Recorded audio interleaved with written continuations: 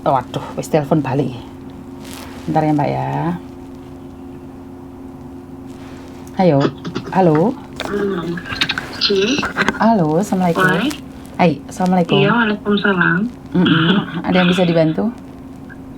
Iya, bisa pakai bahasa Indonesia ya? Sekarang saya pakai bahasa Indonesia. Mau tanya-tanya dulu gimana caranya kalau mau proses keluar. Posisimu di mana Mbak? Di Malang. Di Indonesia? Iya. Saya kasihkan nomor PT saya saja ya. Gimana? Gimana itu? Di Indonesia sana, di Malang juga.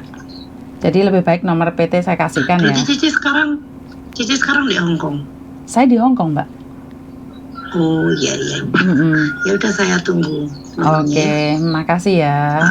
Iya, makasih. Oke, yuk, bye-bye. Waalaikumsalam. Bye-bye. Oke, jadi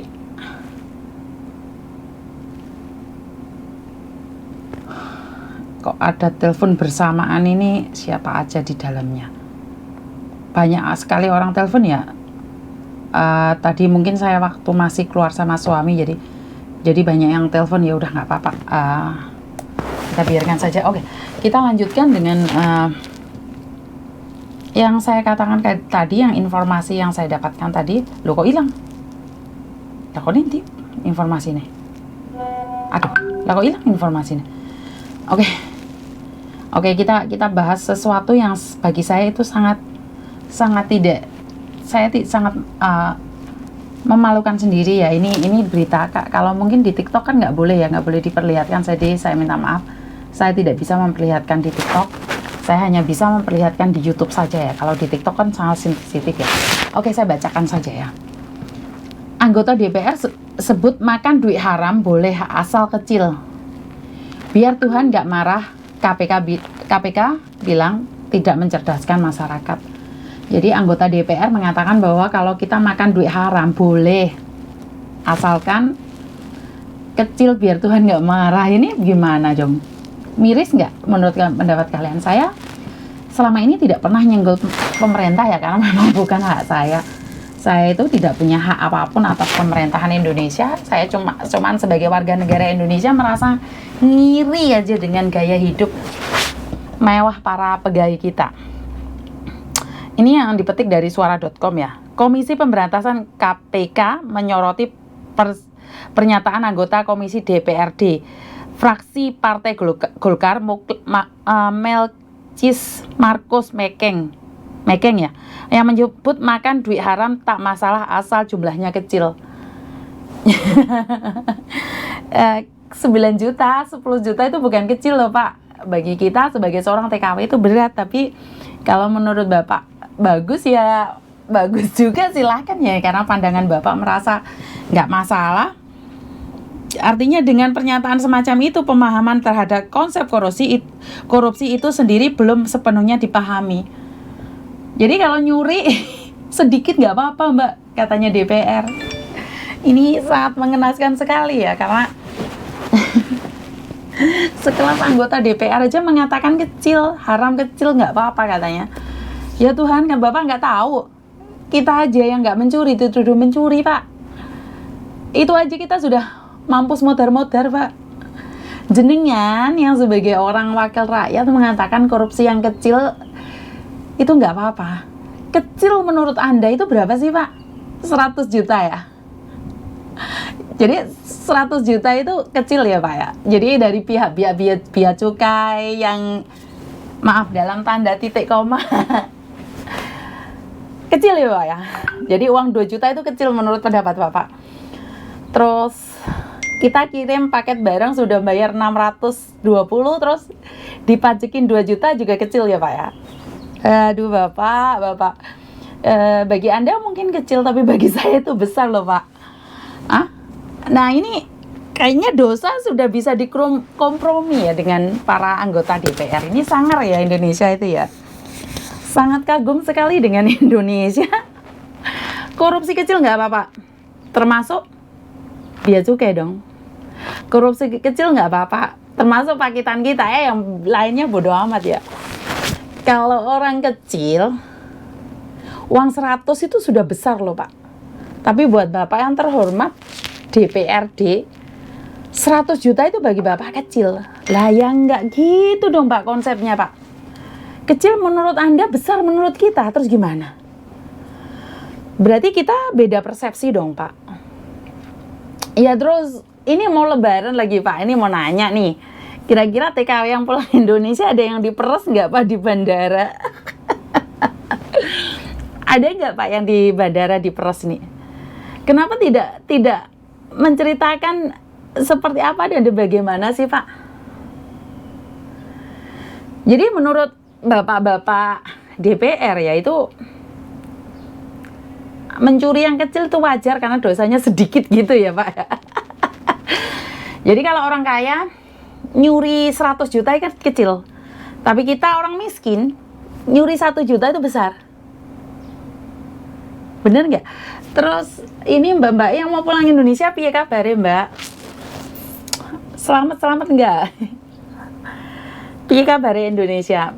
Saya Cina Indonesia, dan kebetulan saya belum pernah bayar pajak di Indonesia, jadi saya nggak pernah komen tentang pajak Indonesia, tapi saya bayar pajak Hong Kong setiap tahunnya. Dan pajak Hong Kong sih kita rela bayar ya Mbak ya, karena memang pada akhirnya dikembalikan pada kita, infrastrukturnya bagus, terus dapat uang lagi. Ini tanggal 1 April besok ini kita dapat uang lagi dari pemerintah Hong Kong Bapak. Itu hasil kita bayar pajak dan dikembalikan pada kita lagi. Terus bagaimana kabarnya Indonesia Bapak? Mungkin tahun depan saya akan bayar pajaknya besar ya, tapi saya tidak menyesal karena uang yang kami bayarkan untuk pajak itu dikembalikan pada kami. Besok kami dapat uang lagi. Itu dari pemerintah Hong Kong ya. Tapi dari pemerintah Bapak bagaimana? Uangnya tuh disumbangkan buat siapa Bapak? Kenapa pegawainya kaya-kaya sekali ya? Atau memang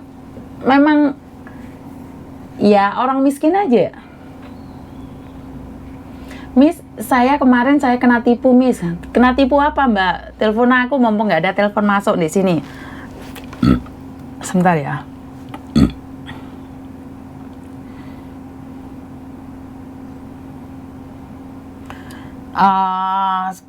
Ada beberapa mbaknya itu SMS saya dan selalu bilang paspor ready dan ready terbang.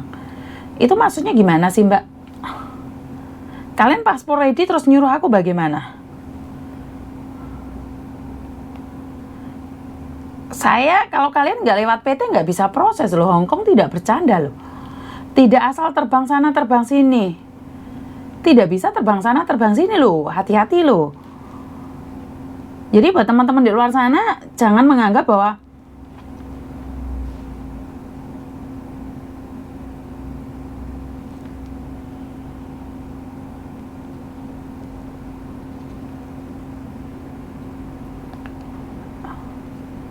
bentar ya Mbak ya.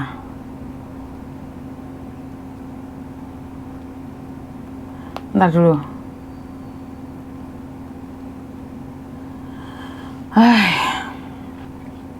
Halo. Assalamualaikum Miss. Waalaikumsalam warahmatullahi wabarakatuh.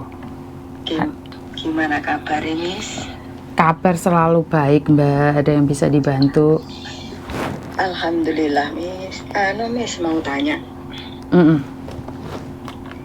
Kan itu kontrakku kan tahun depan itu tinggal 1 tahun lagi. Tahun 2024.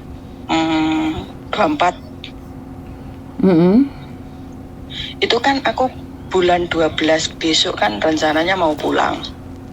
Mau cuti. Terus bulan 5 itu kan habis pasporku. Kontrak tinggal 1 tahun lagi. Itu renew dulu apa boleh cuti dulu Miss? Gimana itu? Kan jenengan bulan 12 ya, lebih baik pulang aja dulu. Kan bulan 12 cutinya kan, habisnya bulan 5. Iya. Ya pulang aja dulu. Oh. Nggak apa-apa ya Miss? Gitu. Tanya itu sebabnya aku sendiri juga nggak pernah komunikasi sama agent, makanya aku tanya Miss Yuni dulu, maksudnya yang lebih tahu, maksudnya yang kenal gitu loh. Kalau agent aku nggak bisa ngomong Miss, sebabnya kantonisku nggak begitu itu lancar. Nggak apa-apa, selagi Miss Yuni ada waktu saya pasti mau menjawab. Iya makanya ini tadi kok lagi longgar Miss Yuni nggak ada yang telepon, alah masuk lagi lah, masuk telepon Miss Yuni. Kan gini kan lebih diketahui live, gini kan lebih enak toh, kan bisa lihat. Makanya ini aku sambil lihat Miss Yuni, cuma tadi pas kok lagi longgar, siapa yang mau telepon, mumpung nggak ada yang telepon ya udah aku telepon, tanya itu, aku maju mundur, nanti kalau lagi sibuk Miss Yuni gitu, tak lihat kok lagi live. Ya lagi live pas ngangkat telepon siapa aja kan lebih baik kayak gitu. Jadi kan lebih enak bisa. Gitu loh. Iya. Ada yang lain lagi? Cuma tanya itu tok Miss, cuma ya sering lihat itu apa itu YouTube-nya Miss Yuni, aku juga ibaratnya ya yang itu masalah ketipu ya Allah, aku cuma bisa berdoa Miss, mudah-mudahan mbaknya yang ibaratnya yang kena musibah di luar sana, ibaratnya ya Allah, semoga saja Allah menolongnya, membantu dia, apalagi yang masalah soal utang Miss, beneran aku sendiri juga punya utang, tapi kadang-kadang aku sendiri ya Allah sorone, ibaratnya kayak aku tuh juga ikut nangis Miss. Ya Allah, aku ngono. Sebabnya aku sendiri juga ibaratnya ya pernah merasakan apa yang dia rasakan. Jadi sedikit pun aku nggak punya pikiran ibaratnya kayak ibaratnya punya pikiran negatif sama orang, enggak. Sebabnya aku sendiri sudah merasakan. Aku sendiri juga gitu, ya Allah. Aku di sini ibaratnya bisa sembahyang, bisa sholat. Ya Allah, itu waktu yang paling berharga buat aku, Miss. Makanya aku sambil ibaratnya sholat, bisa sholat. Alhamdulillah, majikan baik. Aku bisa sholat, ya Allah.